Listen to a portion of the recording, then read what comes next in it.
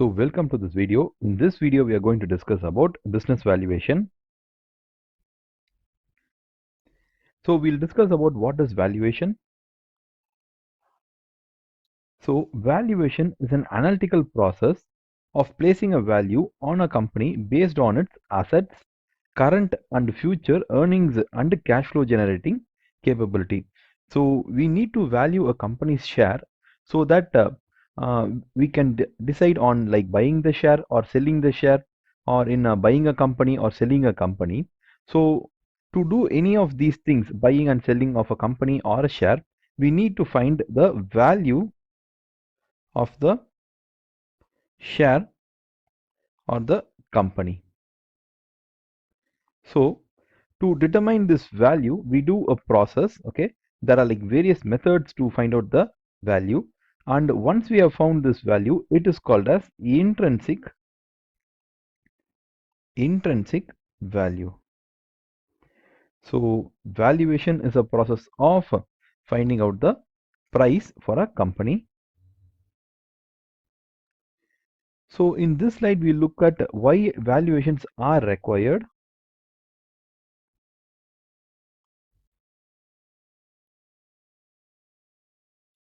So a share valuation will be necessary for the following things. For example, to buy and sell a share, an intrinsic value is useful. For example, we'll put like this. Assume that there is a share price. Okay. So the share price moves from up, down and up.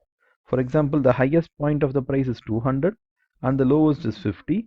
And again, the company reaches 200. So when will you buy and when will you sell?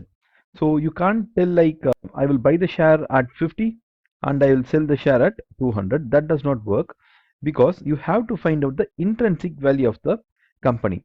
So assume that the intrinsic value we have found and it seems to be 100. So 100 is the intrinsic value of the company. So what happens is, anytime it is below 100 you can buy, and anytime which it is above 100 you have to sell. Okay, so the buy and the sell are predominantly dependent upon the intrinsic value. To find out that intrinsic value, we have to do valuation. So valuation becomes very important.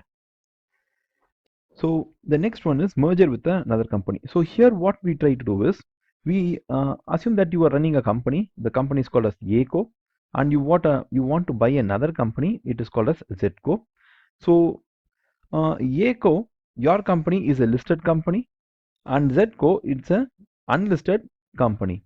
So what you do is, you try to buy ZCO using your shares. Okay, so your share value, your share value is 100 rupees, and you don't know what is the value of the other company. So what happens is, you try to value the ZCO. So ZCO valuation you have to find out through the intrinsic value. So if the intrinsic value of ZCO is 50 and the intrinsic value of your company is 100, what you do is, you try to buy the ZCO's share in a kind of a ratio. So the ratio would be like this. If the valuation is 100 is to 50, then for every 2 shares of ZCO, you give 1 share of your company, ACO. Okay. So even in times of merger, valuations are very useful. So the next one is, shares need to be valued for the purpose of taxation. Shares are pledged as collateral for a loan. So just like we get a loan by pledging stock, okay, or inventory or fixed assets, we can also give shares of a company as collateral. In that times also we need valuation. Even at times of diverse settlements, so the husband and wife will try to find out what's the value of a company which they are holding, and they try to divide it accordingly. So it is, valuation is also used for an unquoted company.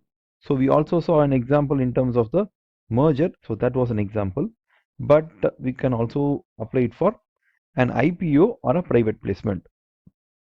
So an IPO is the giving the company's share or selling the company's share to the general public And private placement is selling the company to few institutional investors. Okay, so these are the two things. So at any point of time, if you want to sell your company either partly or fully, you need to value the company. So these are the situations in which valuations are necessary. In this slide, we look at what are the various information which are required for valuation of a company. So the list which we are going to discuss is not exhaustive, and there are like various types of information that can be used to value a company. So we'll just see a few of the information. So one is the financial statement. So we can use the annual report. From the annual report, we get the financial statements. So within financial statements, we have the statement of financial position or profit and loss, changes in equity, cash flow, and disclosure notes. So with all these information, we have the numerical data. We have the numerical data. With this numerical data, we can use it for quantitative analysis. So number wise, we can find out what is the intrinsic value of a company. Okay, but this is only a part of the information. We need another part of information. For example, we can also get information in terms of background information on the industry in which the company is, or the company's competitors, information about the management, how good they are, how ethical they are, and how talented they are. We have to get information. We can also get other reports in terms of CSR, environmental, chairman's report, auditor's report. These information are called as qualitative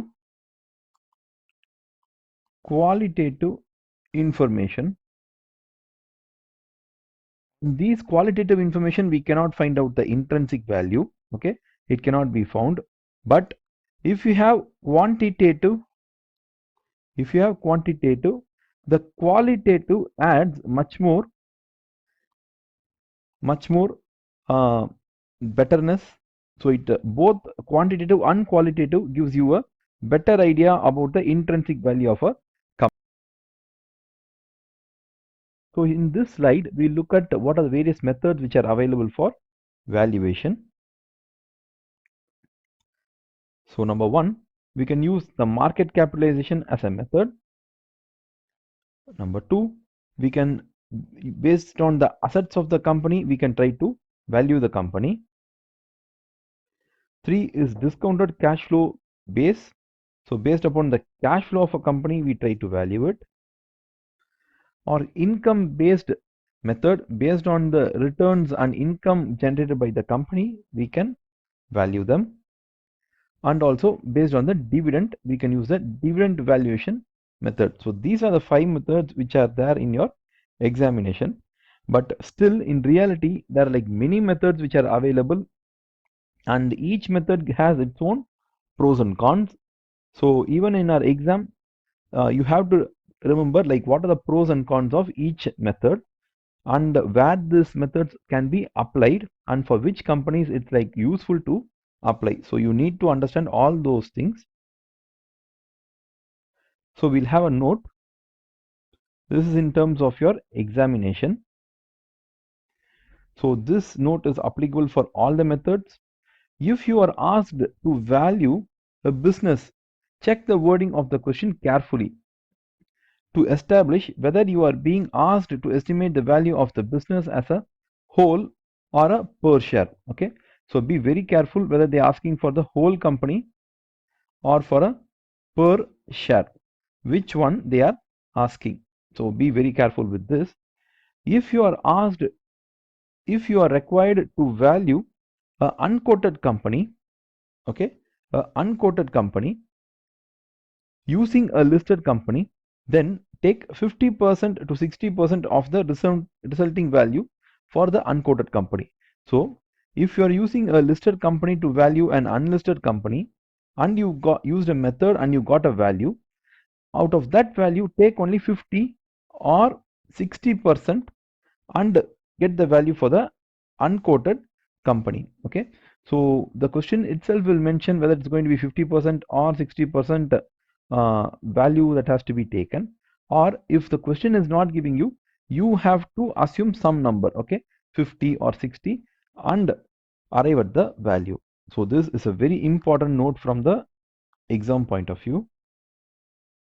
You can reach me at my website wowacademics.com, or you can also see my Quora answers. I am active in LinkedIn and in Facebook page, so you can visit at these places. If you just type Shyam Prasad and Wow Academics, you will get all these links in Google search itself. And if you like this video, give a like, share to your friends, and if you feel that any points we have missed in this video, you can post it. We will try to give an answer to you in the comment section itself, or we'll also create another video for you. So thank you for watching our video.